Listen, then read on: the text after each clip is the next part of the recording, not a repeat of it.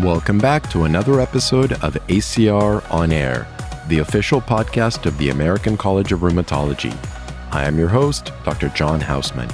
Show notes for this episode can be found at acronair.org. You can also find our previous episodes on Apple Podcast, Spotify, and on your favorite podcast app. Today, we have a very special guest, Dr. Kelly Weselman, Chair of the ACR Ethics Committee. In this episode, we delve deep into the topic of ethics in rheumatology. We discuss the frequent ethical challenges that arise when caring for patients, such as balancing patient autonomy with medical recommendations, navigating the complexities of access to care and the high costs of treatments, and also managing conflicts of interest in clinical practice and research. We also explore the evolving ethical landscape that is influenced by advancements in technology and the availability of information. I really think that discussing ethics in medicine is now more important than ever, especially as ethical challenges are increasingly front and center in our country. This conversation is crucial for ensuring that we provide the best care while maintaining trust and integrity in our profession. Dr. Kelly Weselman attended the College of William and Mary in Virginia. She completed her medical school and internal medicine residency at Baylor College of Medicine in Texas. She then completed her rheumatology fellowship at Emory University in Atlanta, and she currently provides high-quality care to people with rheumatic diseases in the Atlanta area at Arthritis and Rheumatology of Georgia. Dr. Weselman previously served on the executive committee of the Georgia Society of Rheumatology, including as its president. She's volunteered for the ACR in many roles since 2014, including on the board of directors, and she is currently the ACR Chair of Ethics. Enjoy this conversation. Kelly, welcome to the show. Good morning, John. I'm happy to be here. So as the chair of the ethics committee for the ACR, I wonder, what ethical issues arise as we're taking care of people with rheumatic diseases? Well, that's a good question. There are actually a lot more ethical issues that arise than you might think of. In terms of taking care of patients, I think common ones that come up involve patient autonomy and the patient's access to so much information on the internet, and trying to balance the patient's preference with our interpretation of that information to them and what we think might be the best recommendation for a treatment, for example.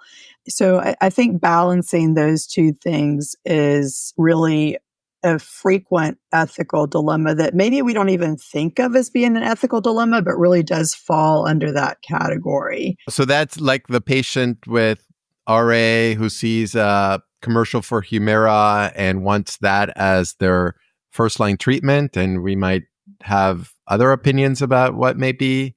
Exactly. That's a great example. I think, a patient sees a commercial, or a patient talks to a friend who's on a medicine, or even a patient who goes and does research and thinks that based on their research, they might have a preference for what medicine they want. And maybe that's not what we think is necessarily the best next step. So trying to reconcile that, give the patient the time and help them interpret the information that they have accessed so that they may have a better understanding of our recommendation that may differ from theirs. Got it. And I guess autonomy is, this ethical principle that the patient should be allowed to make their own decisions regarding their healthcare. I guess up to a point, right? Exactly, up to a point. Autonomy basically is the patient's independence. It's their self-will. It's the patient's right to self-determination and making a decision that's right for them. And certainly that is a very important ethical principle. But another part of that is informed consent and making sure that the patient fully understands the options and that they're making the decision based on accurate information. So I think the physician's role is really important in spending time educating the patient, beyond what the patient may have read or heard from others. That's a great point. So it's not about allowing patients to make whatever decisions they want, especially if they're misinformed about the options or the risks. It's about guiding patients within the information that is correct into making, the best decisions for themselves. That's exactly right. Okay. Didn't think that as a ethical topic, but you're absolutely right. Patient autonomy. What others come into play when we're trying to manage patients with rheumatic disease? Well, there are actually quite a few. I think a big one that most of us probably deal with day to day is the ethical dilemma of access to treatments. So, for example, cost of medications, balancing the cost with what we think is the best next treatment. And it may be cost that will be incurred by the patient. It may be a patient's lack of insurance or lack of access, and it may be a third party weighing in on the best next step, and us having to advocate for our patient while considering the third party's interest and considering the cost both to the patient, the insurer, and to the health system as a whole. Oh my goodness. So how do we reconcile that? I have in mind many patients that I've seen with severe rheumatoid arthritis that you may think that, a biologic may be the best next step, but often we can't get biologics as first line treatment for RA. And certainly they're much, much costlier than methotrexate or even triple therapy. Sometimes I wonder, wow, I'm prescribing, a drug that costs tens of thousands or hundreds of thousands of dollars that may very well help this patient, but somebody's paying for that. You're exactly right. I think it's a dilemma that comes up probably every day in most of our practices. And I think that it's a dilemma that doesn't have an easy answer, but keeping front and center that we are there to do the best for our patient and advocating for what is best for the patient, keeping in mind the patient's preferences, keeping in mind the patient's quality of life, and then doing what we need to do to advocate for the patient to get a treatment that's going to help them achieve the best quality of life for them. So sometimes that means that going with a formulary will work, and maybe we can work with that. Sometimes it means that we really need to get involved and we need to contact the insurance company and write a letter or speak to a medical director. Sometimes it may mean helping the patient find assistance programs, financial assistance programs. I think we're really dealing with this ethical dilemma all day long, every day, without realizing that we are. And it isn't always one answer. I think there are different ways that we can help patients through that. But stepping back and remembering that our primary obligation is to our patients, but also recognizing where we might have our own conflicts and being aware of that and making sure that if we think a treatment is best, that we really are choosing it because it's best for the patient, not best for us in any other way based on our relationships with companies. So I think there's a lot there that we're not always cognizant of, that if we really tune into it every day, we can be sure that we are doing the right thing ethically. And, one of the things that I just thought about when you were discussing this is that you're absolutely right, Kelly. I want to do what's best for my patient. So when I have barriers in getting access to the right medicine for this patient, does that mean that other people aren't doing what's best for my patient? When talking about insurance companies or, right, if the goal is to take care of the patient, right, why are they putting barriers into what I think is best for this patient? Is that ethical? I think that that's a great, very tricky question. I think you have to look at it from the standpoint of the insurance companies and the pharmaceutical companies as well, because they all have codes of ethics as well. But yes, we as physicians might see that as unethical. We as physicians might see it as we should be able to prescribe what's best for our patient, cost aside, but cost and allocation of scarce resources is an issue. And I think from the standpoint of an insurance company, they might flip it around and say, well, there are cost limitations, and we are trying to do the most good for the most patients given the financial resources. So I think that they have a different perspective, and they're probably looking at it as a population, whereas we're looking at it from the perspective of the individual sitting in front of us. So I don't think it necessarily means that everybody else is unethical, but I do think having a third party involved in the physician-patient relationship does present unique ethical challenges to us as physicians. That's such an important point. And then you hinted at conflicts of interest. And I'm sure that that's a big deal for the ACR in managing conflict of interests. So I want to talk a little bit more about that. You know, the relationships that many of us have with pharmaceutical companies, whether as consultants or, you know, part of their group or medical directors or conducting research on behalf of companies using specific drugs. Should rheumatologists not have these relationships? Or if they do, what advice do you have to sort of mitigate some of the ethical issues that occur when, like you said, thinking about which medicine to prescribe a patient? That's a great point and a great question. You know, should we have these relationships with industry? I don't think it's practical to think that we shouldn't, because we are doing a service to patients as we develop new therapies. I mean, there's no doubt that we have therapies available now that weren't available when I was in training that have really improved the lives of patients with rheumatic diseases. So finding those therapies and having those discoveries really does necessitate that rheumatologists have a relationship with pharmaceutical companies. And I don't think that that's wrong. I think that we as physicians need to remember, though, that our primary goal is, and our primary allegiance is to the patient sitting in front of us.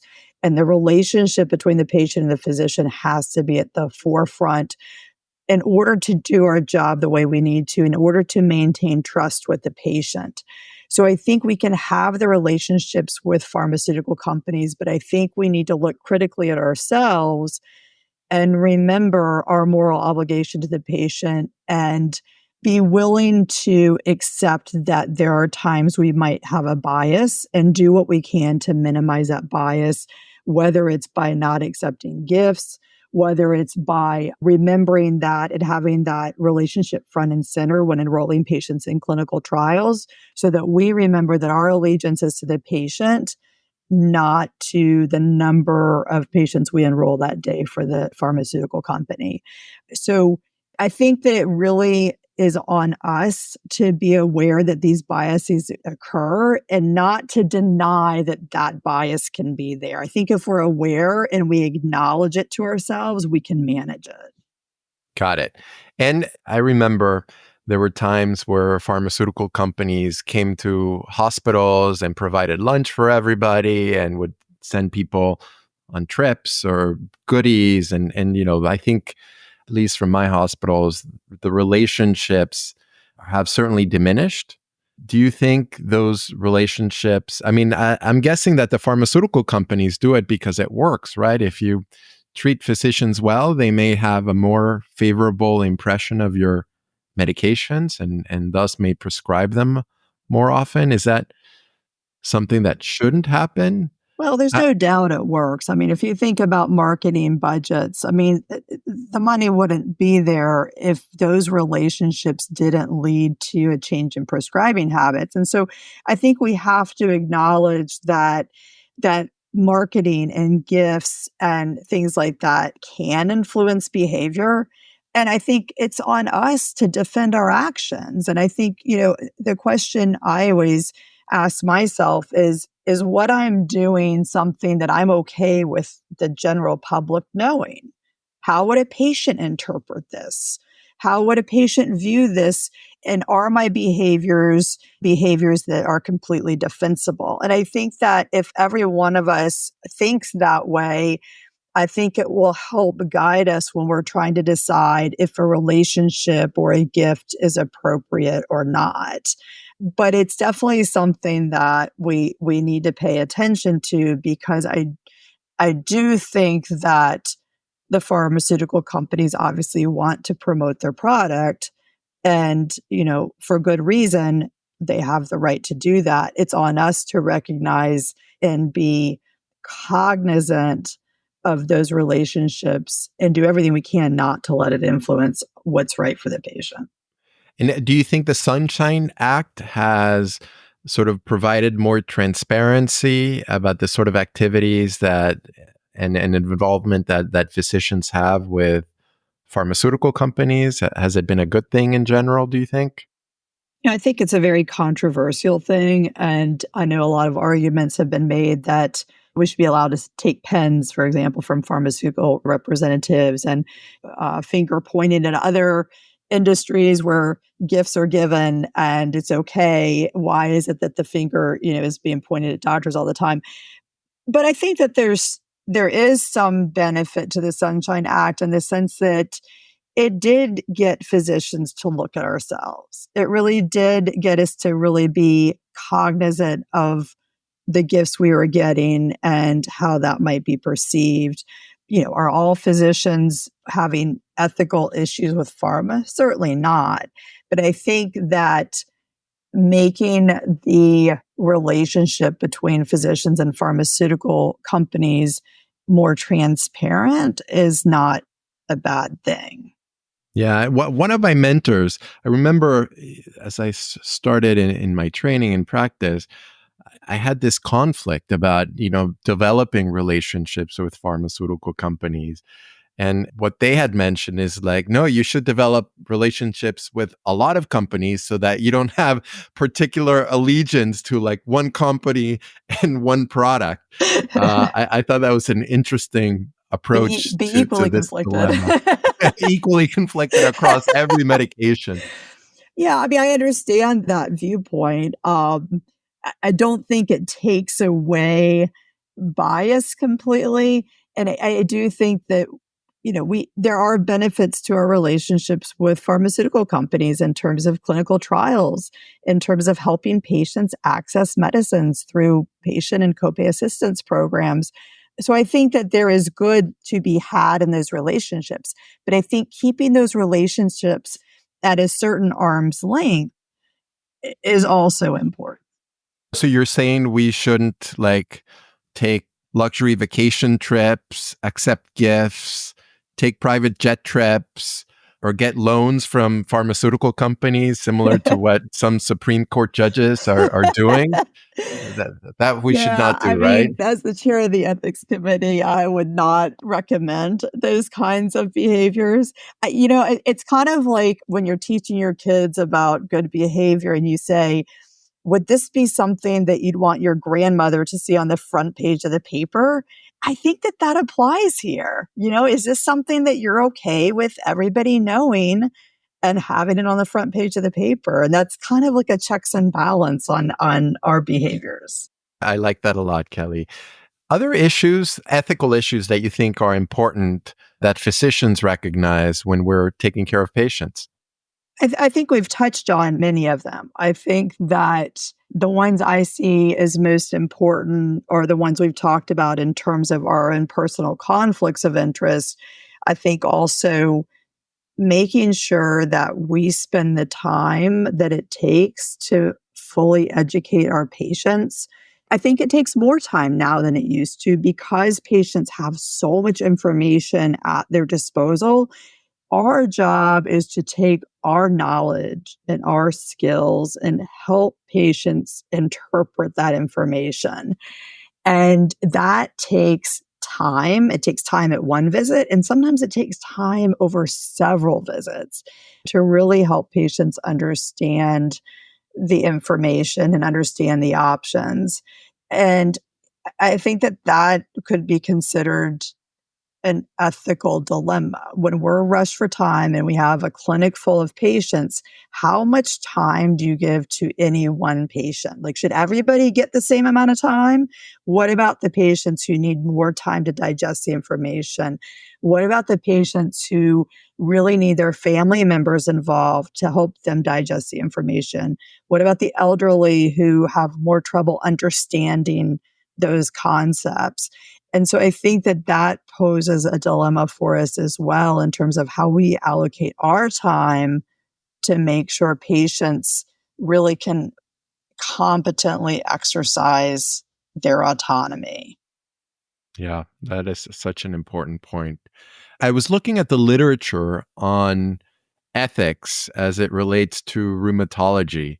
There was an article in 2008 that showed that of all the like 500,000 manuscripts in rheumatology, only about 100 of them had anything to do with ethics, which, maybe reflects that ethical dilemmas aren't at the top of mind of a rheumatologist's life, and that we have other things to deal with. And then I saw that the ethics committee, maybe a decade ago, had a survey for ACR members asking them about ethical issues. And the respondents mentioned that the ethical issues that they faced were the high cost of treatment and this duality between doing what's best for a patient and what's best for society that we talked about. And another one that they talked about was the practice of defensive medicine. And can you sort of elaborate a little bit more about, what is defensive medicine and how that becomes an ethical issue? Yeah, I think that we have far more ethical issues in rheumatology than we recognize. So we should have more articles on the subject. Yeah, and the ethics committee is working on that. Our goal this year, I think we have 4 articles going in the Rheumatologist over the course of the year, highlighting various ethical issues in rheumatology, because there really are quite a few that I think we don't necessarily think of as ethical. But the practice of defensive medicine is definitely an ethical issue. And I think in rheumatology, the biggest place I would say this occurs is when a patient comes in who has symptoms and signs that don't necessarily fit with a rheumatic disease, but the patient is worried. And the patient's perspective is that more tests must be done because we must be missing something. And our perspective might be that based on our clinical knowledge and our thorough history and physical, further tests may not be indicated. And so then you get into the whole defensive medicine. What if I am missing something? Is there fear of litigation from this patient if I miss something rare that is unlikely, but could in the scheme of things could occur? Well, maybe I should order more labs. Maybe I should order a CT scan and advanced imaging. And I think that because of the nature of our specialty and because of the nature of our diseases affecting multiple organs, I think that that's probably a bigger issue in rheumatology than maybe other subspecialties. And that's probably where it comes up the most in rheumatology is ordering tests and when to stop and when to keep going, because either it's the patient's preference or there is a fear of litigation. And that's a real issue. It's a cost issue. It's an issue with creating perhaps more anxiety for a patient and also creating the need for even additional testing if something shows up that maybe is insignificant. And then you're going down that path of more and more testing, more and more costs, more and more anxiety that maybe wasn't indicated in the first place. I think that that's the biggest issue in rheumatology around defensive medicine. Yeah, I think it's such a great point. We saw, so I was working with my fellows in pediatric rheumatology yesterday, and we saw 2 patients that were very similar. Both of them had were like thin, young teenage girls with pain, with some autonomic dysfunction and fatigue, very similar patients. But the first patient had previously seen another rheumatologist, and with the same story, sort of non-specific symptoms that didn't really point to an underlying rheumatologic condition. But of course, they did labs and the ANA was very positive. And so we're stuck here with this patient that to us doesn't seem like they have an underlying rheumatic disease, but they had a positive ANA. And now we sort of have to chase our tails and try to figure out why was it checked? And, should we do additional testing and which testing we should do? And then for the second patient that had a very similar presentation, we decided, because we were the first ones evaluating her, we decided not to do testing because we didn't think it would, that she had an underlying rheumatic disease. So speaking with my fellow about this contrast, like same patient, in one, we're sort of chasing our tails with this high positive ANA, and in the other ones, we're not getting any additional testing because we didn't think it was helpful.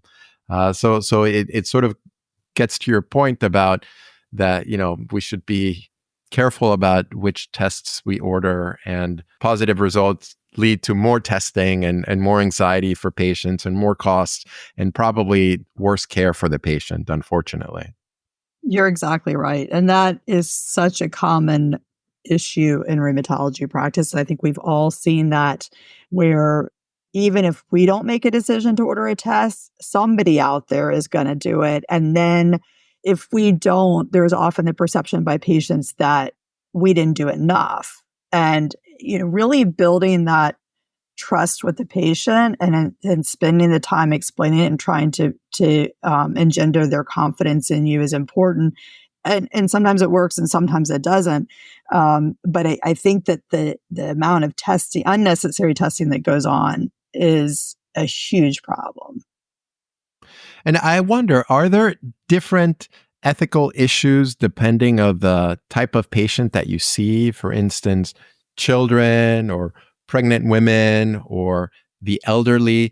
Do we have to have, sort of some additional ethical issues in mind when we're trying to manage these different types of patients? Certainly, there will be different ethical issues that arise in different patient populations. And you're, as a pediatric rheumatologist, you're aware of some of the issues in caring for children in terms of, a child is not autonomous. They depend on a surrogate decision maker. And of course, you want the surrogate decision maker to be making a decision in the best interest of the child.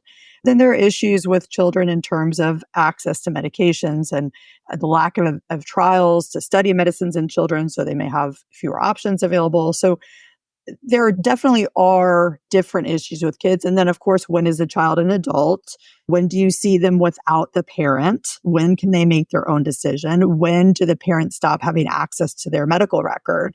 And so those teenage young adult years, when the child is transitioning to an adult, there are a lot of ethical issues helping everybody adjust to the role of the child becoming autonomous. When it comes to elderly, so many of them rely on their adult children to help them make decisions, or other family members. And a lot of the elderly have a different perspective on the role of the physician. I have patients who really want me to make the decision, and they tell me, "You're the doctor, don't ask me what I want to do."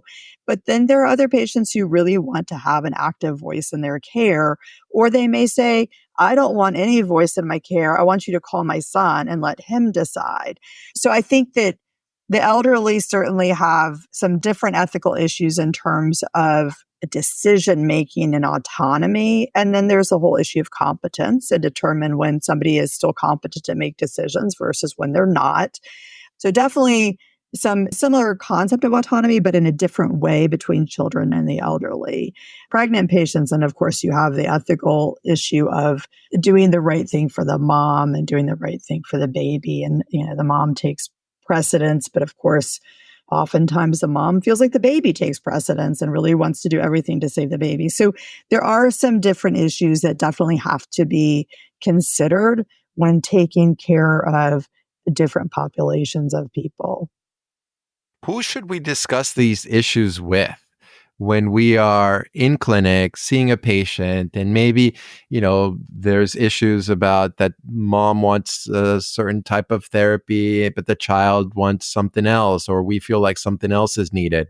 Or when we see conflicts between other ethical dilemmas about, what we think may be right, but what the patient may want for themselves. Are there resources? Like, should we speak to somebody locally? Should we approach the ACR? How should we try to mitigate some of these ethical issues if we are able to recognize them? And as you mentioned, many of these go unrecognized in clinical practice. Right. I think that's a great question. I can't tell you how many times I wish there was like an ethics policeman I could just call up to tell me the right Right. answer. But I think in a lot of these situations, there isn't always a right answer. And I think coming back to the basic ethical principles and remembering our Hippocratic oath, I think sometimes that really helps center us and make a decision on our own. But there are resources available. And I have actually been really pleasantly surprised how many articles I can find relating to principles of ethics and sample clinical situations and the best way to make those decisions. So I think, doing what we do with medical issues, with ethical issues, going to PubMed, going to literature review, seeing what we can find there. Some organizations will have departments of ethics that can help guide them. So I know, especially in hospitals, when it comes to end-of-life care and things like that, there are often ethics departments that can help. The ACR certainly is available to help with certain ethical issues. The ACR has a code of ethics that we live by, and the ethics committee does have things that are brought forward that we will consider. I think it's important to remember the ACR is not a legal body, so we don't obviously handle anything related to medical care itself, things like that. But we are available if there are ethical questions that arise. But there are a lot more resources out there than you might think just by going to PubMed. And then, of course, we're hoping with our articles in TR to put some of us out there, some of these things out there. We have been doing this for years. So there's actually a kind of a library of ethical articles, ethics articles that are available through TR and the archives of that. But it takes time, and it is something that is challenging in the middle of a clinic day. And sometimes I know I have to push the issue aside and try to resolve it at the end of the day if I can. Yeah, I think what you mentioned, the articles in the Rheumatologist are really great. I was just browsing them, as I was preparing for our discussion, and there were things, about patient care and like the use of social media and artificial intelligence and like everything else you could think of. So it's great that your committee is sort of spearheading those articles. Can you talk more about sort of the ethics committee within the ACR and what its role is and sort of how it works? Sure. So the ethics committee reports to the board. So just like all the committees, we're one of many committees ACR has. And our role is to really uphold the code of ethics. So the ACR has a code of ethics that basically speaks to organizational ethics. It speaks to our members' ethical principles, as well as what's expected of volunteer leaders and staff. And the way it works generally is something will get brought to the ethics committee, either by a member, by a staff member, sometimes by a patient, but oftentimes those are not things we can handle. And then the committee will look at the complaint, and using the code of ethics as our framework, we will have a discussion and pursue some research relating to the facts. And then we will make a recommendation to the board of directors if there is something that needs to move to that level. Sometimes we just generate a response back to the inquiry party answering their question. But basically, we're there to look at issues that come up with an ethical eye and help best judge how to resolve it.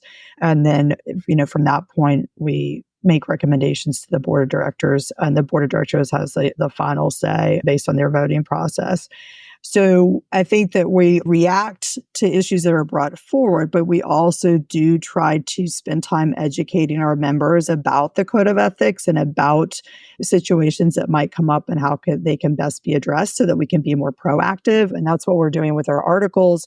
We actually are looking at later this year, possibly going back through the code of ethics and reviewing it and to see if there's anything that needs to be revised or updated. So we're not one of the more front and center committees, but we're in the background most of the time. So we talked a little bit about conflicts of interest in patient care. But how do you address conflicts of interest when developing like clinical guidelines about like which medications to use? Because, many physicians have conflicts of interests with the pharmaceutical companies. So how do you think about mitigating those conflicts with these very important guidelines that are like widely used? So the ACR does have conflict of interest guidelines on developing guidelines, and those were last updated last year. It's a challenge because we really do depend on experts in the field to participate in guideline development. But we also recognize that we cannot have a team of people that is conflicted developing the guidelines because obviously that will affect the validity, integrity of the guidelines. So the decision, the way it stands right now, is the PI of the guideline project must be free of conflicts related to that topic or related to any company that would have a positive or negative stake in the topic. And then after that, we must have a majority or 51% of the participants must be unconflicted. Okay, so that is the approach we have taken, and that includes the people doing the literature research, the voting panel, and that has worked because it allows us to have experts involved, but allows us to have a majority of people who are not conflicted. But it is not without issue. We've had some topics where we have a hard time finding 51% of experts who are not conflicted, and that has delayed some of the guideline development. But we don't want to develop guidelines that will not be perceived as useful because the people involved are overly conflicted. Yeah. And it's so challenging because often the people that are sort of most knowledgeable on the subject are the ones that are doing the research, and they may be consultants to the pharmaceutical companies, or they may do research studies with the pharmaceutical companies because they are the experts in sort of that field. So I understand the dilemma. Like on the one hand, you want to have like true experts that Right. deal with that condition day in and day out. And yet many of those people, because they are experts, are conflicted. Exactly. Exactly. It's an ongoing challenge and we continue trying to make it work. And so far, for the most part, I think we've been able to make it work and we've come up with guidelines that are very fair. And, full disclosure is, of course, important for anyone who's participating in any kind of guideline project. And we do, really take disclosure very seriously in that regard. But it is an ongoing issue that we constantly are juggling. Do you think that sort of the ethical issues that come up in rheumatology have changed over time? Are there things that you guys are dealing with now that the committee wasn't dealing with 10 years ago? Or do you expect things to change in the future? Well, yes, obviously there are some things that stay the same, but I think that the cost of our new therapies has definitely changed some of the ethical issues that we're facing that we didn't have back when I first started training in terms of access to care. I think that that's a big one. Obviously we have great treatments, but they are not inexpensive. And, it would be great if everything was free and available to everybody, but that's not the way it is. And so dealing with that is a relatively recent issue. I think that the availability of information on the internet has created ethical issues that weren't there decades ago when the physician was held out to have all the answers and had kind of a paternalistic relationship with the patient. And the patient went to the doctor. The doctor said, here's what we're going to do. And that was it. So I do think we have more ethical issues with the availability of information. And that's good and bad. It's great for patients to have this information, but there's a lot of information out there that really requires a certain level of education and training to interpret, and patients don't always have that. And so I think that that's something that we're struggling with more now than we ever would have in the past. There are issues around social media and confidentiality that didn't exist in the past. And then now the next thing is going to be AI. And what are the issues around, what are the ethical issues around AI in medicine? And I think we're just now learning what those are going to be. And I think that over the next decade, we're going to have some new issues that we're going to have to grapple with. Amazing. It sounds like you guys have your work cut out for you. Kelly, this has been an amazing discussion about ethics. It's so interesting because you think about ethics initially, it's like, oh, what a boring topic. But you are able to sort of bring, all of this to life and make me so more aware of the ethical issues that I face in sort of my daily rheumatology practice. And I may be reaching out to you to help me to mitigate some of these things Excellent. in the future. But it's so interesting when you think about it and the way that you discuss it about, how do we juggle like the complexity of patient care among like all of these factors that are pulling us and pushing us in different directions. I love what you mentioned is like sort of doing what's best for your patient. And if we could boil it down and say that's what your guiding light should be, I think that sort of hopefully will take us, most of the way there. Yes, exactly. I think that that's a great way to think about it. And I appreciate you having me on. I agree. It's been fun chatting with you, and many thanks for including the ethics committee in your show. No worries. And we'll do another one of these once you incorporate AI into the code of ethics. Excellent. I'll get right on it. See you then. Thank you, John. Appreciate it. Well, there you have it. Everything you ever wanted to know about medical ethics, but were afraid to ask. Dr. Weselman highlighted all of the ethical issues that we face when managing patients with rheumatic disease and tools for making sure that we do what's best for our patients amidst these challenges.